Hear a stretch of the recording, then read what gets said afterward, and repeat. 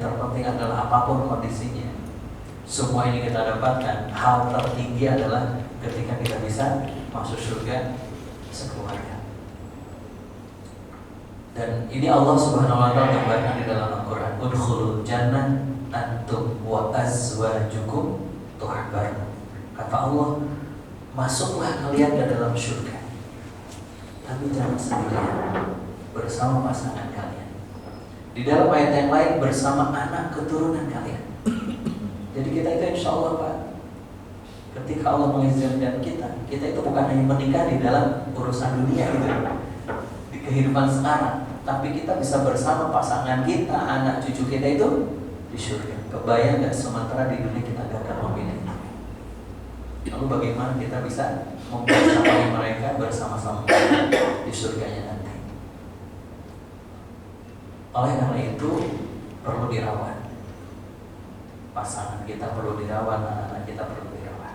Oke, sebelum ke sana, Bapak Ibu yang dimuliakan oleh Allah, kita polling dulu.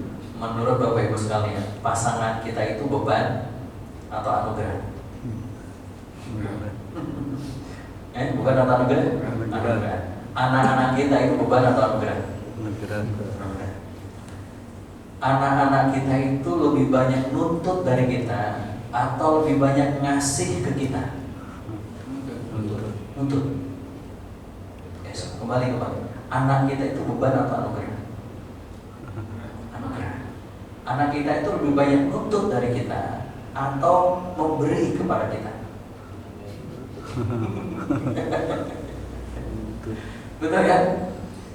Kita paham betul bahwa anak itu adalah anugerah. Tapi ketika kita lanjutkan dengan pertanyaan, anak itu lebih banyak memberi atau nuntut, kebanyakan kita selalu bilang nuntut. Terus jawaban pertama kita gimana? Ya juga ya gitu kan. Saya juga merasakan betul, anak saya baru 4. Anak saya pertama SMA, anak saya kedua SMP, anak saya ketiga SD, anak keempat saya TK. Makin hari itu kan kebutuhan sekolah aja makin luar biasa. Saya tuh hitung pengeluaran bulanan aja, ya Allah, nggak pernah kebayang sebelumnya biaya sekolah anak itu segede gini. Dan kalau kita fokus pada tuntutan itu, ya sih banyak tuntutnya gitu kan. Dikit-dikit minta ini, dikit-dikit minta itu. Kayak anak saya ketiga yang SD kelas 2 sekarang. Kan beberapa waktu kemarin latihan panahan di bulan Ramadan itu. Kan makin hari makin seneng tuh dia latihan panahan. Lama-kelamaan kan pingin punya alat sendiri. Jadi kami pingin tuh punya panah.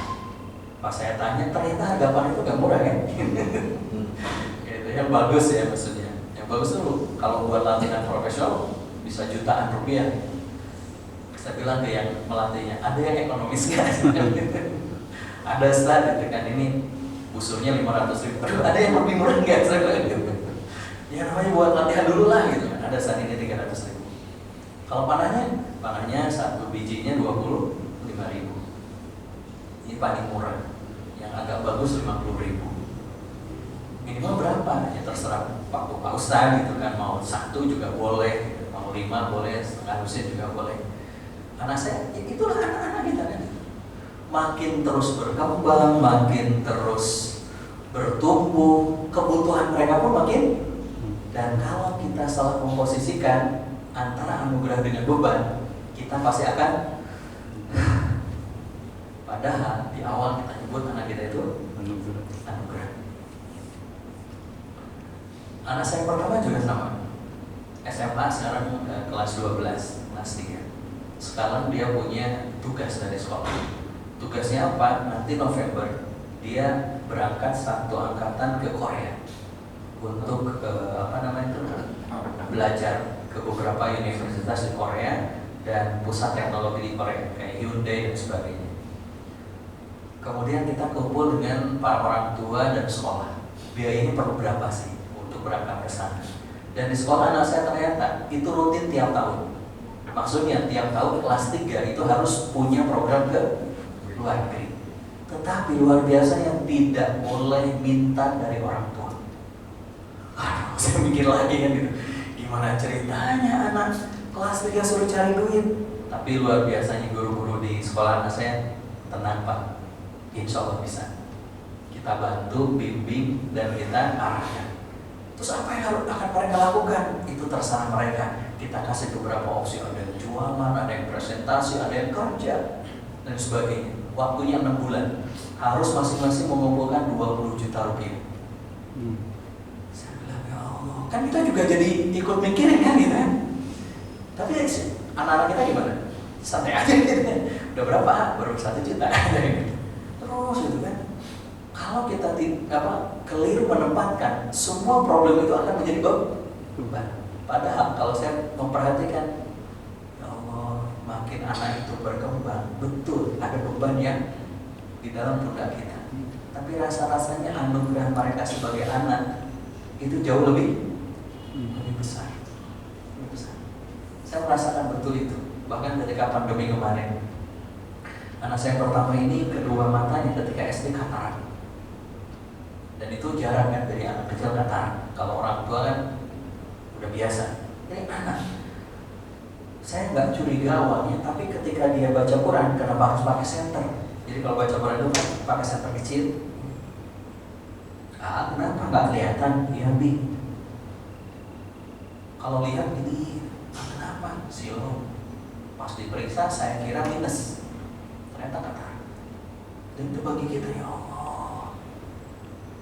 Dan akhirnya kemudian ya setelah berbagai macam terapi, kemudian macam-macam ini operasi katarak, itu pas pandemi 2020 kemarin, pas pandemi. Dan saya baru tahu ternyata yang namanya katarak untuk anak dan dewasa itu lensanya pun berbeda. Dan perbedaan lensa itu berpengaruh terhadap harga.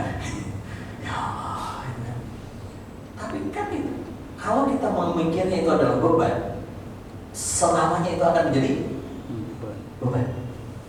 Tapi kita melihat, ya Allah, engkau ini kan masing-masing anak kita ini kan punya rezekinya masing-masing, punya jalannya masing-masing. Tapi setelah operasi kemudian dia bisa melihat dengan jelas, dengan ya Allah, itu bahagianya melebihi biaya yang kita keluarkan, Pak. Kebayang coba Pak, anak SD kalau baca Quran harus begini Pak, kayak orang tua. Ya Allah, sedih saya sama istri.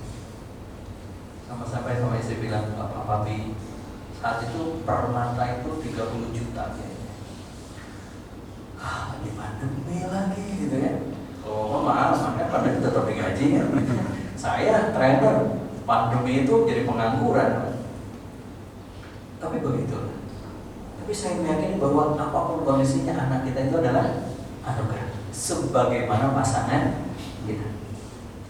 Persoalannya adalah apakah yang namanya anugerah pasangan kita, anak-anak kita itu kita rawat atau tidak.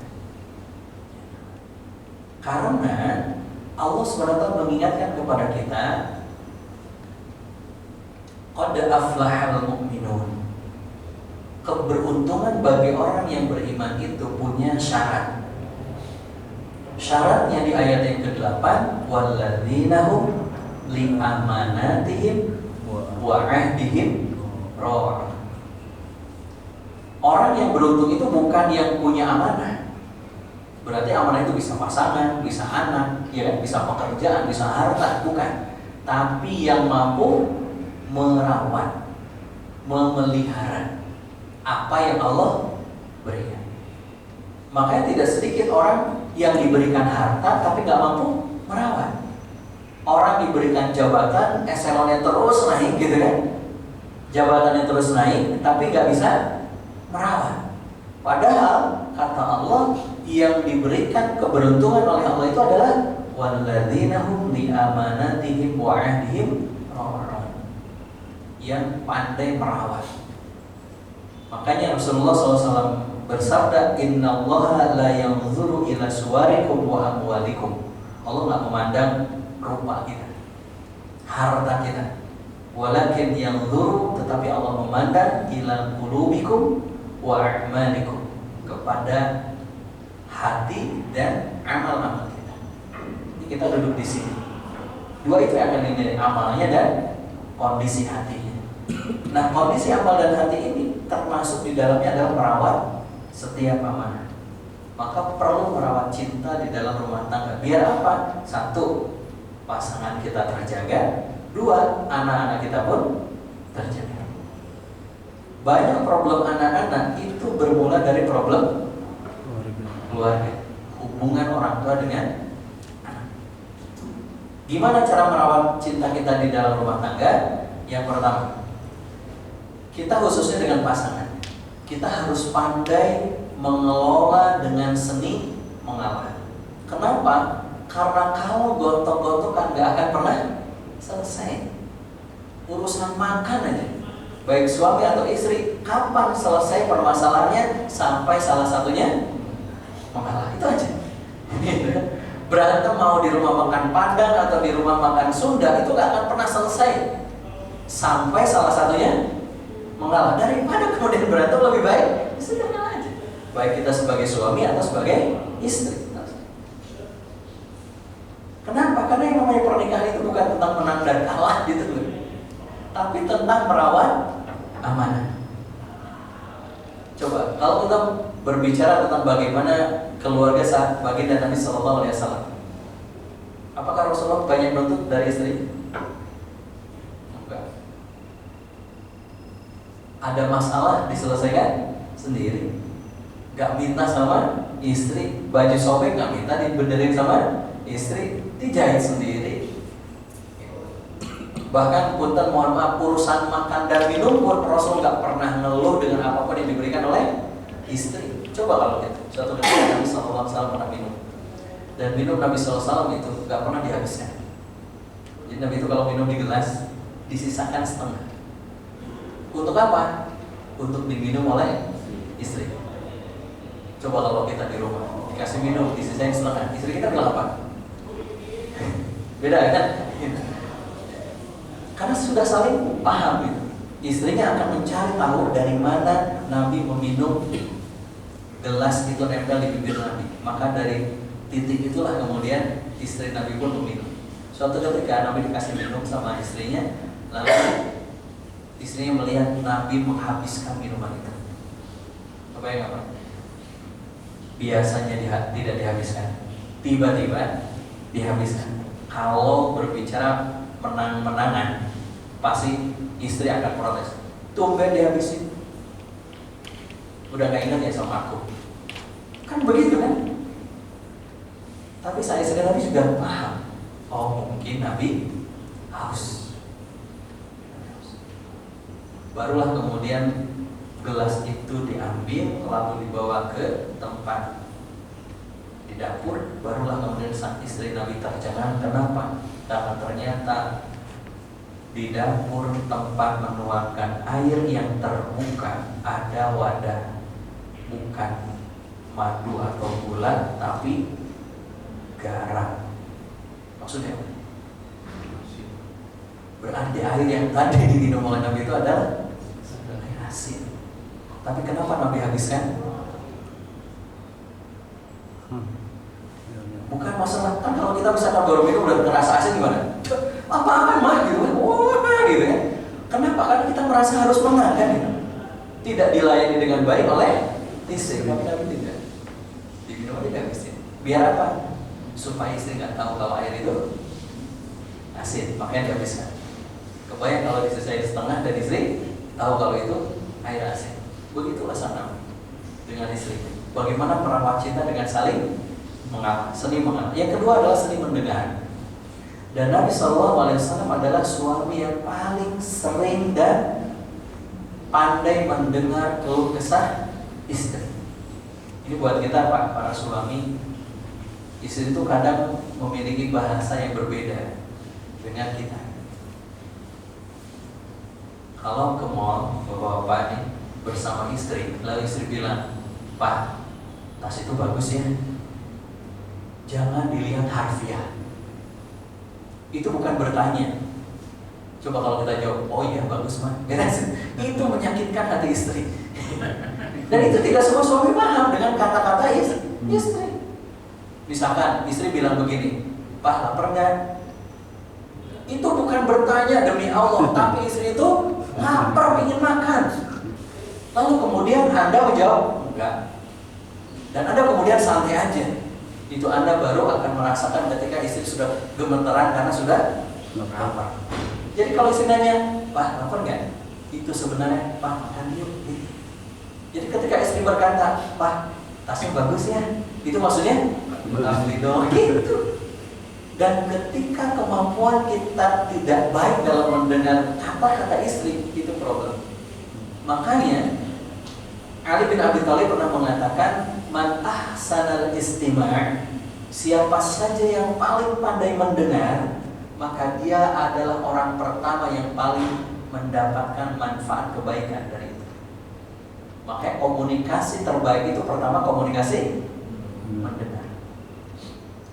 Makanya Allah ciptakan kita telinganya dua untuk lebih banyak mendengar, termasuk dengan anak-anak kita. Betapa banyak Pak anak itu gak nyaman curhat sama orang tua. Kenapa? Karena orang tua gak pandai mendengar curhatan anak. Saya ketika pandemi itu kaget. Kenapa? Anak kedua saya ketika SD itu kelas 6 ternyata punya channel YouTube. SD kelas 6 kan waktu itu 2020 langsung online ya. Karena banyak online, ternyata dia punya channel YouTube. Pas saya lihat, subscribernya sudah 13.000. Nah ini DKM sini berapa subscribernya? Ini 13.000, anak SD gitu ya. Saya aja baru 1.500 ya mungkin gitu ya. Video-videonya itu viewernya bisa 30.000, 50.000, bahkan ada yang 300.000. Coba, ya Allah, saya tuh introspeksi diri. Jangan-jangan selama ini saya tuh nggak pandai mendengar keluh kesah anak, sehingga sampai nggak tahu anak saya punya kemampuan yang begitu hebat luar biasa.